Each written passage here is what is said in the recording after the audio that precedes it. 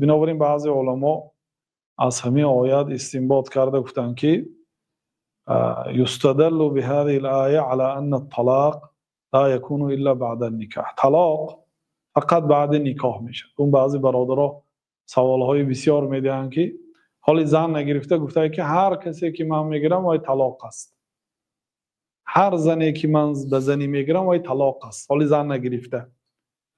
یا اینکه به یک زنک میگه که هر کسی که غیر تو رو ما اگر به زنی گیرم اون طلاق است. این طلاق نمیافتد میگن مفسرها. بنابراین به قول الله تعالی که یا ایها الذین آمنوا اذا نکحتم المؤمنات ثم طلقتموهن، ای آنهایی که ایمان آورده اگر شما مؤمن زنها را نکاح کنید و سپس طلاق دهید. این آیت دلالت میکند که نکاح ناکرده طلاق واقع نمیشه، برای اینکه مالکیت شما نیست، شما حق طلاق دادن نداره و زن شما نیست، بلکه به این خیلی سخنها انسان جزا داده میشه. چون طلاق لفظی است که نه همه وقت گفتنش حلال است. کسی که یک بار 3 طلاق میگه حرام است، ولی بعضی ها میگن که در زمان رسول الله صلی الله علیه و سلم صحابگان 3 طلاق میدادن. این تهمت است، این طلاق بدعی هست. صحابه های پیامبر صلی الله علیه و سلم بدعت نمیکردن. 3 طلاق دادن بدعت است و حرام است. یکی بار 3 طلاق گفتن این حرام است و بدعت است. صحابه این طلاق نمیدادن. طلاق در زمان رسول الله 3 طلاق 3 بود، به معنای که طلاق 3 که امروز مردم یک بار 3 طلاق میده، مردم 1 طلاق میدادن. نه به این معنا که پیامبر صلی الله علیه و سلم طلاق 3 را 1 حساب میکردن. طلاق 3 نمیدادن این گونه، 1 طلاق میدادن. 1 طلاق تقدیر را حل میکند. این یک کلمه ای که بسیار کلمه وزنین هست. 1 کلمه طلاق. تو طلاقت را دادن کفایه هست برای حرام شدن یک زن. بنابراین به صحابه ها تهمت گناه عظیم هست.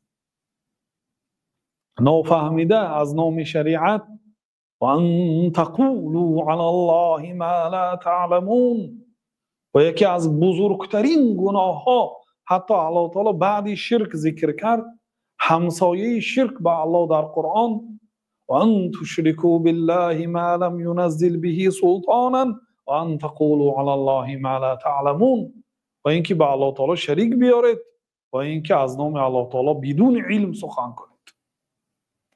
خلاصه کسی که حال زن نگرفته است حق ندارد طلاق دهد. زنی که نگرفته است، این چون بعضی آدم ها کارگری خود را طلاقت را دادم، یا یک دوستش را میگه طلاقت را دادم.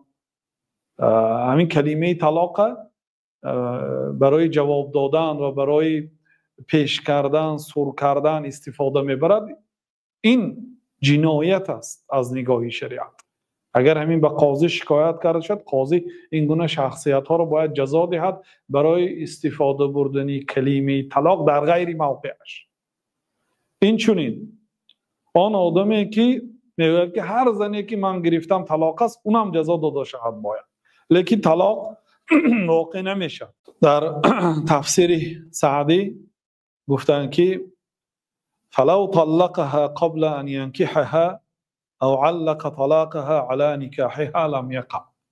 اگر طلاق دهد پیش از آن که نکاح کنه، حالا نکاح نکرده طلاق کنه، یا اینکه طلاق را معلق به نکاح کنه، اگر من تو رو نکاح کنم تو طلاق هستی، گفت لم یقع، واقع نمیشد. گفتن لقوله اذا نکحتم المؤمنات ثم طلقتموهن، اگر زن مؤمنه ها را نکاح کنید و سپس طلاق دهید، گفت فجعل الطلاق بعد النکاح، الله تعالی طلاق را بعد نکاح کرد. فدل على انه قبل ذلك لا محل له، این دلالت بکند که پیش از نکاح طلاق محلش نیست، یعنی واقع نمیشد.